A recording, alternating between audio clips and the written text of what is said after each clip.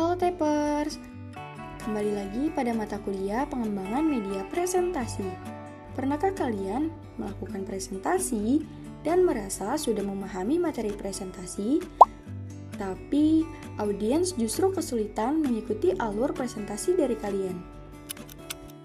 Jika pernah, terkadang masalahnya bukan karena materinya kurang tepat, tetapi karena penyusunannya belum jelas. Karena itu, sebelum presentasi disampaikan, materi perlu dipersiapkan dan dirancang terlebih dahulu. Pada video kali ini, kita akan membahas tahap preparation khususnya general design dalam merancang presentasi yang efektif. Setelah mempelajari video ini, kalian diharapkan mampu memahami general design, structural appeal, and personal appeal dalam presentasi yang efektif. Preparation merupakan tahap penting sebelum materi disampaikan. Menurut teori Pratt and Wilson, preparation terdiri dari design, production, and rehearsal. Desain menjadi bagian utama karena menentukan bagaimana materi akan disusun dan disampaikan. Salah satu bagian penting dalam desain adalah general design. General design itu apa sih teman-teman? Jadi, general design merupakan tahap perancangan awal untuk menyusun materi agar lebih sistematis dan mudah dipahami.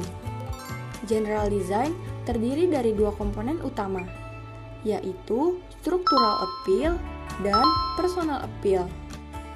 Perlu kalian ketahui Tapers bahwa structural appeal berfokus pada susunan materi, sedangkan personal appeal berfokus pada keterkaitan materi dengan audiens.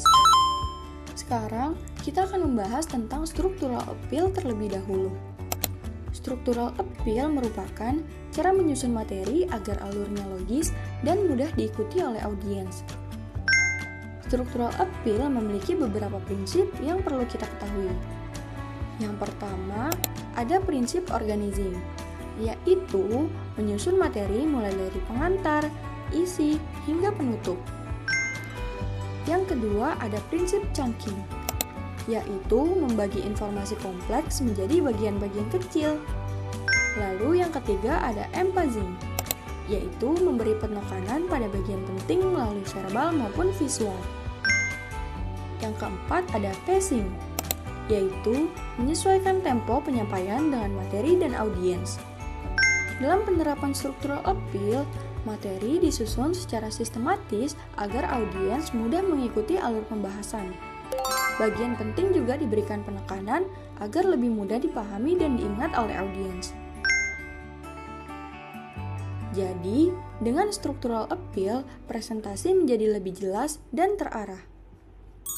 Nah, Tapers, perlu kalian ketahui ya bahwa presentasi yang efektif itu tidak hanya membutuhkan struktur materi yang jelas, tetapi juga perlu memperhatikan hubungan antara materi dengan audiens. Pendekatan ini disebut dengan personal appeal. Personal appeal merupakan pendekatan penyampaian yang menekankan keterkaitan materi dengan pengalaman, kebutuhan, dan karakteristik audiens. Melalui pendekatan ini, materi akan terasa lebih relevan sehingga lebih mudah dipahami dan diingat oleh audiens. Adapun beberapa prinsip personal appeal yang perlu kita ketahui. Yang pertama ada relevance, yaitu mengaitkan materi dengan pengalaman audiens. Yang kedua ada audience perspective, yaitu menyesuaikan penyampaian dengan cara berpikir audiens. Yang ketiga ada empathy, yaitu memahami kondisi dan kebutuhan audiens. Yang terakhir, yang keempat, ada engagement, yaitu membangun keterlibatan audiens melalui interaksi. Dalam penerapan personal appeal, penyaji dapat menggunakan contoh yang lebih dekat dengan pengalaman audiens. Penyaji juga bisa menyesuaikan bahasa, tingkat kesulitan, dan interaksi dengan karakteristik audiens. Dengan personal appeal, presentasi menjadi lebih komunikatif dan menarik untuk diikuti. Dari materi yang sudah kita bahas, dapat kita lihat bahwa general design membantu penyaji mempersiapkan presentasi dengan lebih terarah. Structural appeal membantu materi tersusun secara runtut dan mudah diikuti oleh audiens. Sementara itu, personal appeal membantu materi terasa lebih relevan dan dekat dengan audiens. Ketika keduanya digunakan secara bersamaan, maka penyampaian informasi dan materi menjadi lebih jelas, komunikatif, dan lebih mudah dipahami oleh audiens. Sekarang, coba ingat kembali presentasi yang pernah kalian buat. Apakah materi yang kalian susun sudah cukup runtut dan sudah disesuaikan dengan kebutuhan audiens?